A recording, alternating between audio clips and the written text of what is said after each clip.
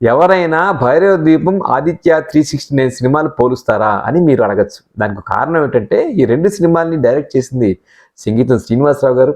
ఆయన దర్శకత్వం వహించినటువంటి 95 ఏళ్ల వయసులో దర్శకత్వం వహించిన సింగ్ గీతం సినిమా 2 రోజుల్లో రాబోతోంది. దీన్ని దృష్టిలో పెట్టుకుని ఆయన క్లాసిక్స్, ఒకటి ఆదిత్య 369, భైరవ ద్వీపం, ఈ రెండే చూస్ చేసుకోవడానికి కారణం ఏంటంటే రెండింటిని ఆయన డైరెక్ట్ చేశారు. రెండిట్లోనూ బాలకృష్ణ హీరోగా నటించారు. అయితే రెండు జానర్స్, ఒకటేమో సైన్స్ ఫిక్షన్ అనుకుందాం, ఇంకోటేమో ఫోక్లోర్, జానపద చిత్రం. ఈ 2 చిత్రాలని ఎందుకు పోలిస్తా వచ్చిందంటే అల్టిమేట్గా సినిమా పర్పస్ ఎంటర్టైన్ చేయటమే కదా, దాన్ని దృష్టిలో పెట్టుకుని ఈ 2 సినిమాలని చూసుకోవడం జరిగింది. ముందుగా ఆదిత్య 369 గురించి కొన్ని వివరాలు చెప్తాను. ఆదిత్య 369 మీ అందరూ తెలుసు, 91 జూలై 18న విడుదలైంది. ఈ సినిమా నేపథ్యమే గమ్మత్తుగా జరిగింది. చంద్రమోహన్ గారి అక్క కొడుకు శివలంక కృష్ణప్రసాద్, ఆయన అప్పటికే పెద్దోడు చిన్నోడు అంటే సినిమా తీసి ఉన్నారు. ఆయన బాలకృష్ణ గారి దగ్గర డేట్స్ ఉన్నాయి ఆయన దగ్గర, అయితే కథ కావాలి ఆయనకి. అదే సమయంలో సంగీతం శ్రీనివాసరావు గారు అలాగే ఎస్పి బాలసుబ్రహ్మణ్యం గారు, వీళ్ళిద్దరు కూడా చెన్నై నుంచి బెంగళూరులో ఒక ఫ్లైట్లో వెళ్తున్నారు. ఫ్లైట్లో పక్కనే కూర్చున్నారు. ఆ ఫ్లైట్లో కూర్చున్నప్పుడు సంగీతం గారు టైం మిషన్ కాన్సెప్ట్తో ఒక స్టోరీ లైన్ చెప్పారు. మనము టైం మిషన్తో ఆధారంగా సినిమా తీస్తే అందులో శ్రీకృష్ణదేవరాయల నాటి చారిత్రక కాలానికి వెళ్ళగలిగితే సినిమా ఎలా ఉంటుందని ఆలోచిస్తానంటే బాలసుబ్రహ్మణ్యం గారికి ఆ పాయింట్ బాగా నచ్చింది.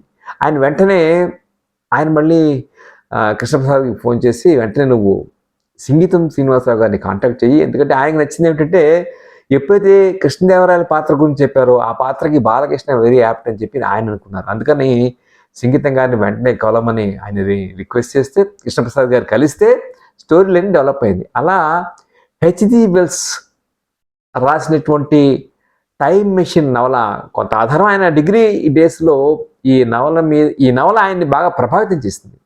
ఆ తర్వాత దాన్ని ఆయన బ్యాక్ టు ఫ్యూచర్ సినిమాని కూడా కొంత ఆధారంగా తీసుకున్నారు. సో శ్రీనివాసరావు, సంగీతం గారు, శివలంక కృష్ణప్రసాద్ ఇవి కలిసి బాలకృష్ణ గారికి నేరేషన్ చెప్పినప్పుడు బాలకృష్ణ గారికి ఆ కథాంశం బాగా నచ్చింది. శ్రీకృష్ణదేవరాయలు కాలం నాటికి వెళ్ళటం అనేది. అలా బాలకృష్ణ గారిని అనుకున్నప్పుడు సరే సంగీతం ఎవరు బాగుంటుందండి, అది ఇళయరాజా అని చెప్పింది మనం వేరే అనుకోకర్లేదు కదా, ఇళయరాజా అని వెంటనే అనుకున్నారు. ఎందుకంటే ఇళయరాజా అప్పటికే ఆయన సంగీతం శ్రీనివాసరావు గారు మరి అమావాస్య చంద్రుడు లాంటి బ్రహ్మాండమైనటువంటి సినిమా చేసి ఉన్నారు కదా. అలాగే బాలసుబ్రహ్మణ్యం గారికి కూడా ఇళయరాజా గారు బాగా తెలుసు కాబట్టి మ్యూజిక్ ఆయన అనుకున్నారు. హీరోయిన్ మొదటగా విజయశాంతి గారిని అనుకున్నారు. డేట్స్ ప్రాబ్లం వస్తే ఈ సినిమాకి 3 సినిమాటోగ్రాఫర్లు ఉన్నారు. ఒకళ్ళు పిసి శ్రీరామ్, విఎస్ఆర్ స్వామి, కబీర్ లాల్. మొదటగా కొంత భాగం పిసి శ్రీరామ్ చేశారు. ఆయన అంతకుముందు చూసినటువంటి మోహిని అనేటువంటి ఒక నటిని ఆయన గుర్తుకొచ్చి మీరు ఆవిడని తీసుకుంటే బాగుంటుందని చెప్తే అలా మోహిని తీసుకున్నారు. ఆవిడ కోసం చెప్పి స్పెషల్ తెలుగు క్లాసెస్ పెట్టి ఆవిడకి నేర్పించారు. సినిమాలో ఎస్పి శైలజ డబ్బింగ్ చెప్పారు. అయితే తర్వాత ఏమైందంటే సైంటిస్ట్ కథ, అందులో ఆ సైంటిస్ట్ పాత్రకేమో టిన్ను ఆనందని అనుకున్నారు. విలన్ పాత్రకేమో అమరీష్ పూర్ని తీసుకున్నారు. సో కథని మలుపు తిప్పి ఒక చిన్న క్యారెక్టర్, చైల్డ్ యాక్టర్ క్యారెక్టర్కి ఏమో తరుణ్ని తీసుకున్నారు. సో అద్భుతమైన డైలాగ్స్ రాసేటువంటి జంజాల్ని తీసుకున్నారు.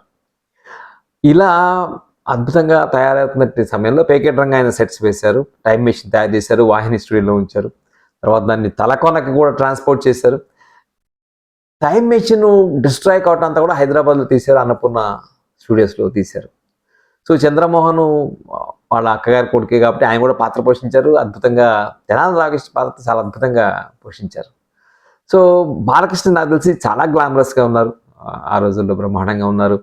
డైలాగ్స్ కానీ అవన్నీ కూడా పర్ఫెక్ట్గా కుదిరినటువంటి సినిమాగా మనకి ఒక కామెడీని కూడా ఉండాలి కాబట్టి బాలకృష్ణ గారికి సుత్తివేలు ఒక పాత్ర, అందులో ఒక కానిస్టేబుల్గా మనకి కనిపిస్తారు. అంటే ఒక సైంటిస్టు, ఆ సైంటిస్టు టైం మెషిన్ ద్వారా శ్రీకృష్ణదేవరాయల కాలం వెళ్ళి ఒక వజ్రాన్ని దొంగిలించుకు రావాలని ప్లాన్ చేసేటువంటి అమరీష్ పూరి లాంటి విలను, ఇంతమంది బ్రహ్మాండంగా కుదిరారు. ఆ టైం మెషిన్ కాన్సెప్ట్ బహుశా మరి తెలుగులో మొదటిసారి ఆ కాన్సెప్ట్. నిజంగానే ఈ కాన్సెప్ట్ బాగా క్లిక్ అయింది. ముఖ్యంగా పాటలు బాగా క్లిక్ అయ్యాయి. రాసలీల వేళ అనేటువంటి పాట బ్రహ్మాండంగా ఉంటుంది. సెంచరీలు కొట్టే వయసు మాది అనేటువంటి పాట ఇంకా అద్భుతంగా ఉంటుంది. అసలైన పాట జానవులే జానవులే అనేటువంటి కృష్ణదేవరాయల టైంలో అక్కడి రాజనర్తకి పాడినటువంటి పాట నాకు గుర్తునే ఉంటుంది. సిల్క్ స్మిత ఆ రాజనర్తిగా పాత్ర పోషించారు. అది బ్రహ్మాండంగా జానవులే జానవులే జిక్కి చేత పాడించారు. జానకి గారి దగ్గర నుండి ఒకసారి జిక్కి గారి చేత రిహార్సల్ కూడా చేయించారట ఈ పాటని.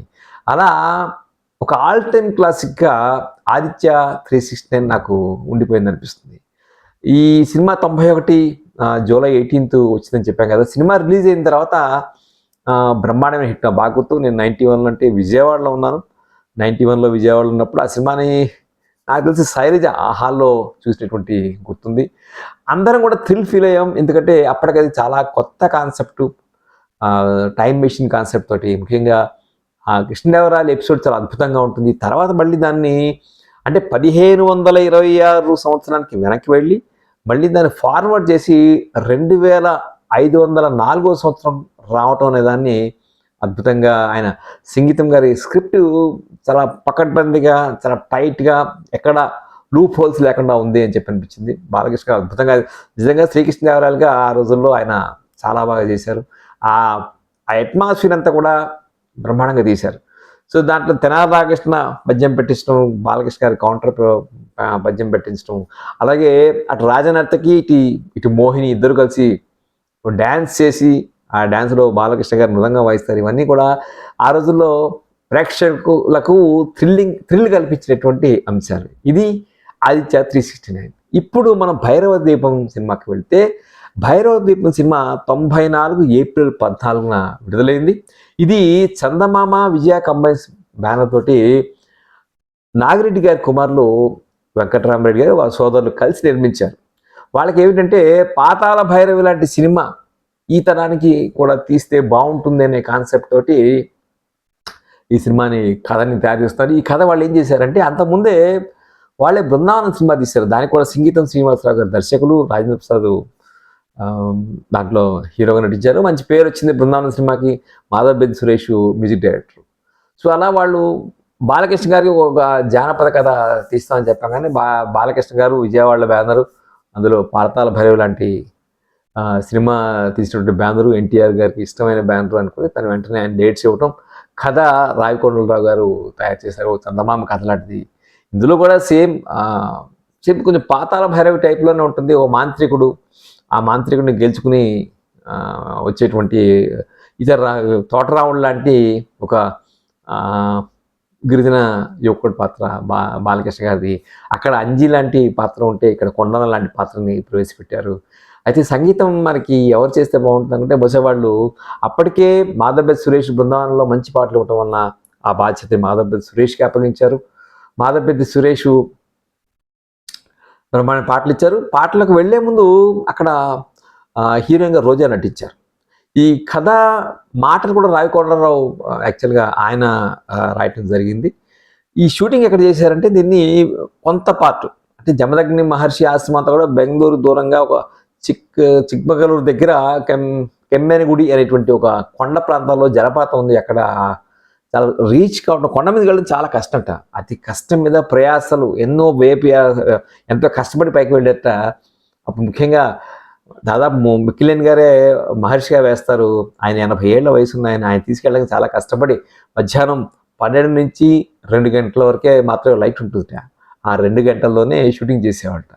సో అలా కష్టపడి కొంత పార్ట్ ఇక్కడ తీశారు. అలాగే హార్సెస్ పడిపోవటం ఇవన్నీ బాగుంటాయి నిజంగా.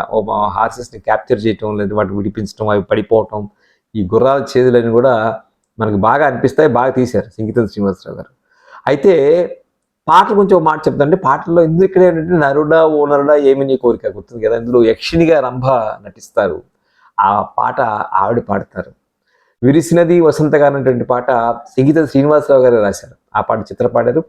బహుశా అది హీరోయిన్ మీద తీసినటువంటి పాట. ఆ పాట కూడా చాలా పాపులర్. ఈ 2 పాటలు కాదు, అసలైన పాట ఇంకోటి ఉంది. శ్రీతుంబుర నారద నాదామృతం అనేటువంటి పాట మనకి జగదేక వీరుడిలో శివశంకరి పాట గుర్తుకొస్తుంది. అంటే ఒక విధంగా చెప్పాలంటే పాత జానపద చిత్రాలకి ఒక ఒక హోమేజ్ అనుకోండి, లేదంటే ఒక ట్రిబ్యూట్ అనుకోండి అన్నట్టుగా ఈ సినిమా తీశారేమో అని చెప్పి అనిపిస్తుంది. ఇందులో బాలకృష్ణ ఒక గోరి పాత్రలో నటిస్తారు. చాలా వికృతంగా ఉన్నట్టుగా కనిపిస్తారు. దాన్ని ఎక్కడా కూడా రివీల్ చేయకుండా, ఏ రకమైనటువంటి సమాచారం ఎవరికీ ఇవ్వకుండా డైరెక్ట్‌గా అంటే నేరుగా మనకి తెర మీద బాలకృష్ణ గారిని ఆ విధంగా ఒక వికృతాకారంలో ఉన్నటువంటి ఒక గోని వ్యక్తిగా చూసినప్పుడు ప్రేక్షకులు కొంచెం సంభ్రమాశ్చర్యాలకు గురైన మాట వాస్తవం ఆ రోజుల్లో. ఆ రోజుల్లో విజయవాడలో ఐ థింక్ అన్నపూర్ణలో మేము చూసినటువంటి గుర్తుంది భైరవ ద్వీపం. భైరవ ద్వీపం పేరు కూడా వీళ్ళు ఏం చేశారంటే పాతాళ భైరవ భైరవ తీసుకున్నారు. ఆ భైరవ తీసుకుని దీపం యాడ్ చేసుకున్నారు. వీళ్ళకి కాస్టింగ్లో సరే బాలకృష్ణ గారు సరిపోయారు, మిక్కిలినేని గారు వీళ్ళందరూ చాలామంది ఉన్నారు అనుకోండి. మరి మాంత్రికుడి పాత్ర ఎవరు వేయాలి? ఒక స్టేజ్లో వాళ్ళు అమరీష్ పురి, నానా పటేకర్ అనుకున్నారు. కానీ ఎవరో మలయాళం వియత్నాం కీలు అనేటువంటి ఒక మలయాళం సినిమా అనుకుంటే, ఆ మలయాళం సినిమాలో ఒక అతను రాజ్ కుమార్ అనే అతను అందులో వేసినటువంటి వేషం వీళ్ళని ఆకర్షించింది. అప్పుడు నిర్మాతలను ఆకర్షించి అతని గురించి ఎంక్వైరీ చేస్తే అతను తెలుగువాడే, తెలుగులో ఛాన్సెస్ అక్కడ వెళ్ళాడని చెప్పి తెలిసి సో అతన్ని విలన్గా మాంత్రికుడిగా పెట్టుకున్నారు. పేరు కూడా గమ్మత్తుగా పెట్టారు. విజయ బ్యానర్లో విజయ తీసుకున్నారు, ఎస్వి రంగారావు గారు రంగా తీసుకున్నారు. అతని పేరు రాజా, విజయ రంగరాజా అనేటువంటి పేరుతోటి అతన్ని తెలుగు సినిమాలో ఆ విధంగా అతని అవకాశం కల్పించారు. సో భైరవ ద్వీపం అంటే ఇక్కడ కూడా అక్కడ తోటరావుడి తల్లిలాగా ఇక్కడ కేఆర్ విజయ్ గారి చేత తల్లి పాత్ర వేయించారు.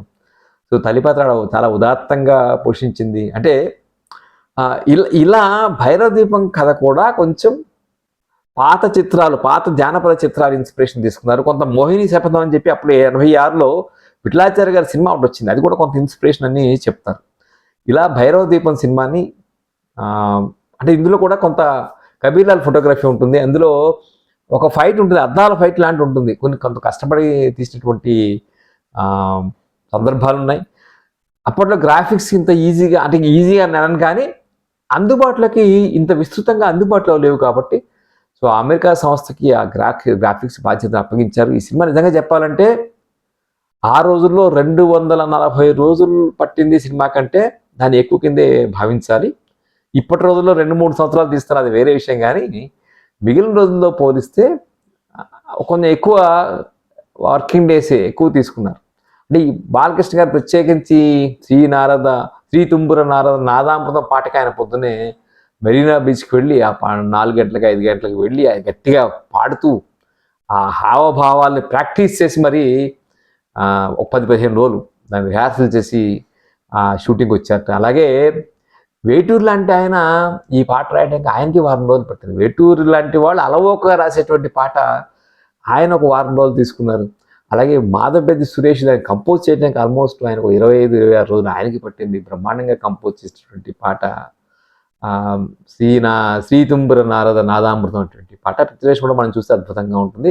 అఫ్కోర్స్ శివశంకర్కి ఒక ట్రిబ్యూట్ అని చెప్పి మనం అనుకోవచ్చు. మరి ప్రేక్షకులు ఏ విధంగా ఆదరించారు అంటే ప్రేక్షకులు బ్రహ్మాండంగా ఆదరించారు. దాదాపు ఒక 28 సెంటర్లో 100 రోజులు ఆడింది. ఒక 60 కేంద్రాల్లో దాదాపు 60 కేంద్రాల్లో 50 రోజులు ఆడింది. ఒక విజయవంతమైన సినిమాగా నిలిచింది. ఇప్పుడు కంపేర్ చేద్దాం మనం. ఆదిత్య 369కి భైరవ ద్వీపానికి పోలిక లేకపోయినా ఒక సినిమాగా మనం చూసినప్పుడు ఆదిత్య 369 ఇంకా నాకు చాలా ఫ్రెష్గా అనిపించింది. తీసింది ఒకే దర్శకుడే, సింగీతం శ్రీనివాసరావు గారే తీశారు 2 సినిమాలు. బాలకృష్ణ గారే అందులో హీరో, ఇందులో హీరో. అయితే ఒక హీరోయిన్ మరి అక్కడ మోహిని అనేటువంటి అమ్మాయి వచ్చింది, ఇక్కడ రోజా అనేటువంటి అమ్మాయి వచ్చింది. ఇన్ఫ్యాక్ట్ హీరోయిన్ పాత్రకు సంబంధించి నాకు రోజా ఆవిడ బాగా నటించారు. అలాగే ఒక రాజకుమార్తెలు అనిపిస్తారు. అప్పుడు ఆ రోజుల్లో రోజా గారు ఒక విధంగా టాప్ హీరో అని చెప్పి అనుకోవచ్చు మనం. ఒక కథ కూడా ఏమిటంటే యాక్చువల్గా మరి అది ఎంతో నిజం తెలియదు కానీ కృష్ణకుమారు, కృష్ణదేవరాయలు 2 పాత్రలు కదా బాలకృష్ణ గారు వేసింది. అందులో కృష్ణకుమార్ పాత్రను ఒరిజినల్గా కమలాసన్ గారు అనుకున్నారని, ఆ కృష్ణదేవరాయలు ఎపిసోడ్కి మాత్రం బాలకృష్ణ గారిని అనుకున్నారని, కానీ అది ఎందుకో వర్కౌట్ కాలేదు. అప్పుడే బాలకృష్ణ గారిని 2 పాత్రలు పోషించమన్నారని చెప్తారు. అలాగే విజయశాంతి గారు హీరోయిన్గా అనుకున్నారని, ఆవిడ కుదరక అప్పుడు విజయశాంతి గారు అఫ్కోర్స్ అక్కడికి వచ్చేప్పటికి మనకి ఆదిత్య 369 సినిమా వచ్చేప్పటికి విజయశాంతి గారు ఉంటే ఇంకా బాగుంటుందేమో అని చెప్పి అనిపిస్తుంది.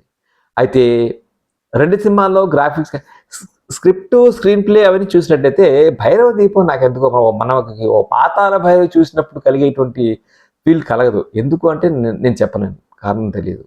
అలాగే ఆదిత్య 369లో బాలకృష్ణ చాలా అద్భుతంగా గ్లామరస్గా కనిపించారు.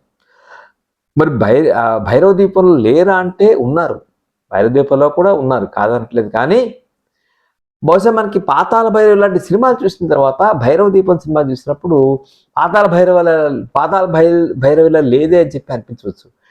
కానీ ఆదిత్య 369 సినిమా చూసినప్పుడు అప్పటికది ఒక కొత్త జానర్. అంటే బహుశా కొంత టైం మెషిన్ కాన్సెప్ట్ అప్పుడు ఇండియన్ సినిమాలో వచ్చినట్లేదు. ఈవెన్ మిస్టర్ ఇండియాలో కూడా డిసపియర్ అవ్వడం ఇట్లాంటి కాన్సెప్ట్ ఉంది, కానీ ఈ టైం ట్రావెల్ వెనక్కి వెళ్ళటం అనేటువంటి కాన్సెప్ట్ లేదు. అంటే భూత భవిష్యత్తు కాలాల్లోకి ఒక టైం మిషన్ ద్వారా వెళ్ళటం అనేటువంటి ఒక ఆ ప్రాసెస్ కానివ్వండి, ఆ థాట్ కానీ భారతీయ సినిమాలోకి తీసుకొచ్చింది ఆదిత్య 369 సినిమా. అందుకనే రీ రికార్డింగ్ సంబంధించి ఇళయరాజా ఎంత బాగా ఆదిత్య 369కి వర్క్ చేశారు. ఇక్కడ మాధవపెద్ది సురేష్ కూడా నాకు అనిపించింది, రీ రికార్డింగ్ చూస్తే పాత జానపద చిత్రాల్లో ఒక రీ రికార్డింగ్ ఏ విధంగా ఉందో నాకు భైరవ దీపంలో కూడా అలాంటి ఫీలే అనిపించింది. నిజంగా వాళ్ళకి ఏ లక్ష్మీకాంత్ ప్యారలను ఎవరిని పెడదాం అనుకున్నారట. అప్పుడు మాధవపెద్ది సురేష్ గారు ఒక రీల్ చేసి, ఒక రీల్కి రీ రికార్డింగ్ చేసి, ఇప్పుడు ఇది చూడండి, మీకు నచ్చితే కంటిన్యూ చేద్దాం, లేకపోతే వద్దంటే నిర్మాతలు దర్శకులు చూసి అద్భుతంగా చేశారని చెప్పి అనుకున్నారు. అనేది ఒకటి. ఇన్ టర్మ్స్ ఆఫ్ కమర్షియాలిటీ మనం చూసినట్లయినా, లేదంటే ఏ స్థాయిలో రెండు సినిమాలు ఆడాయని చెప్పదలుచుకుంటే ఆదిత్య 369 కొంచెం సి సెంటర్లలో కొంచెం కన్ఫ్యూజ్ అయ్యారు ప్రేక్షకులు అనేటువంటి మాట అయితే ఉంది. భైరవ దీపం అలా కాదు, ఏబిసి మూడు కేటగిరీలో ఉన్నటువంటి ప్రేక్షకులను కూడా అద్భుతంగా ఆదరించింది.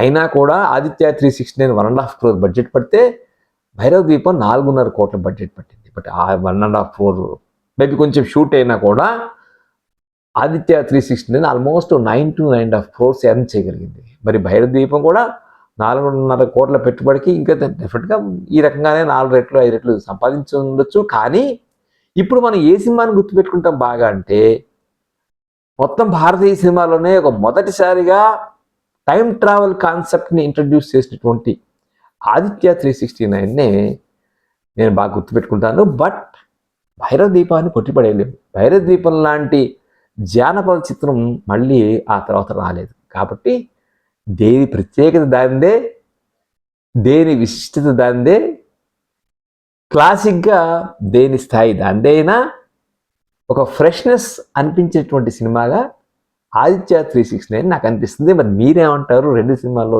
ఏది బాగుంటుంది, ఏది గొప్పదని మీరు అనుకుంటారో మీరు కామెంట్స్లో తెలియచేయండి. వీడియో మీకు నచ్చితే లైక్ చేయండి, షేర్ చేయండి. రేడియో రాంబాబు ఛానల్కి సబ్స్క్రైబ్ చేయండి. నమస్తే.